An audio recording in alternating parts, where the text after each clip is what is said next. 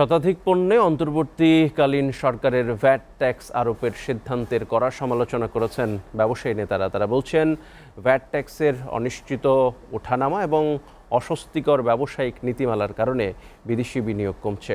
রাজধানীর পুরান পল্টনে economic reporters forum ERF আয়োজিত এক সেমিনারে একথা বলেন ব্যবসায়ীরা। সেমিনারে বাংলাদেশ ইনভেস্টিগেটিভ ডেভেলপমেন্ট অথরিটির নির্বাহী চেয়ারম্যান চৌধুরী আশিক মাহমুদ বিন হারুন বলেন, চলতি বছরেই বিজনেস সামিটের মাধ্যমে বিদেশি বিনিয়োগকারীদের আমন্ত্রণ জানানোর পাশাপাশি ব্যবসায়িক পরিবেশ তৈরি করবে সরকার। রিফাত শিশিরের প্রতিবেদন।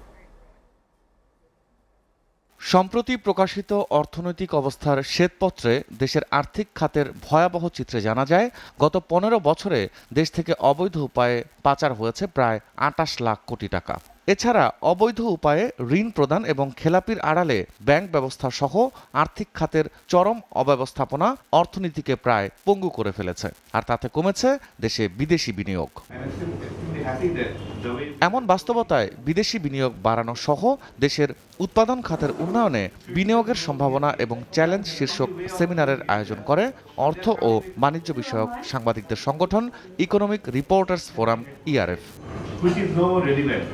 বিদেশি বিনিয়োগে সরকারকে ইতিবাচক ভূমিকা রাখতে হবে জানিয়ে নেতারা বলেন, এ খাতের উন্নয়নে ব্যবসায়িক পলিসি সহজ করার পাশাপাশি উন্নয়নের সাথে সাথে ট্যাক্স ও ভ্যাটের স্থিতিশীলতা প্রয়োজন। Tax system is not correct, আমাদের law and order is not correct, আমাদের যারা পলিসি বানায় তারা হয়তো বিজনেসের রিয়েল চ্যালেঞ্জগুলো জানে না, অথবা জানলেও তারা এটাকে প্রপারলি অ্যাড্রেস করছে না।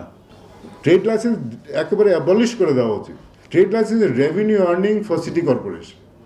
এটা হচ্ছে একটা রেভিনিউ আর্ন করার একটা মেকানিজম। তাহলে আপনি আমার ব্যাংকের থেকে টাকাটা প্রতি বছর কেটে নেন, আমার কেন এটা রিনিউল করতে হবে, কেন এটা নিয়ে আমার দপ্তরে যেতে হবে, কেন নিয়ে এটা আমার আবার করতে হবে? রপ্তানিমুখী পণ্যই হোক আর দেশীয় আভ্যন্তরীণ পণ্যই হোক, তার কষ্টটা যেন ওনারা অ্যানালাইসিস করেন যে ভ্যাটটা বসানোর আগে, গ্যাসের দাম বাড়ানোর আগে তারা যেন চিন্তা করেন গ্যাস কে কে ব্যবহার করে, কেন ব্যবহার করে, তার প্রোডাক্ট কস্ট এখন কত আর এটা বাড়ালে কত হবে। সেমিনারে বিডার নির্বাহী চেয়ারম্যান চৌধুরী আশিক মাহমুদ বিন হারুন বলেন, চলতি বছরেই সংস্কারের মাধ্যমে ব্যবসায়িক পরিবেশ তৈরি করা হবে। সো দ্য আইডিয়া ইজ যে ওনারা ফিজিক্যালি যদি না আসেন, ওনারা যদি সবসময় অনলাইনেই পড়তে থাকেন যে দেশের কি অবস্থা, তাহলে ওনারা যে ভিউটা পান ওই ভিউটা আসলে ক্লিয়ার না। ওনারা দেশে আসুক, দেশে এসে বাংলাদেশে ব্যবসায়ীদের সাথে কথা বলুক, বাংলাদেশের সরকারি কর্মকর্তাদের সাথে কথা বলুক এবং অ্যাকচুয়ালি ফিজিক্যালি দেখুক যে দেশের কি অবস্থা, এবং তারপরে ওনারা ডিসিশন নিক যে ওনারা বাংলাদেশে বিনিয়োগ করতে চান কি চান না। নতুন ইকোনমিক জোন তৈরির পাশাপাশি বিদেশি বিনিয়োগকারীদের আগ্রহী করে তুলতে কাজ করা হবে বলেও জানান তিনি।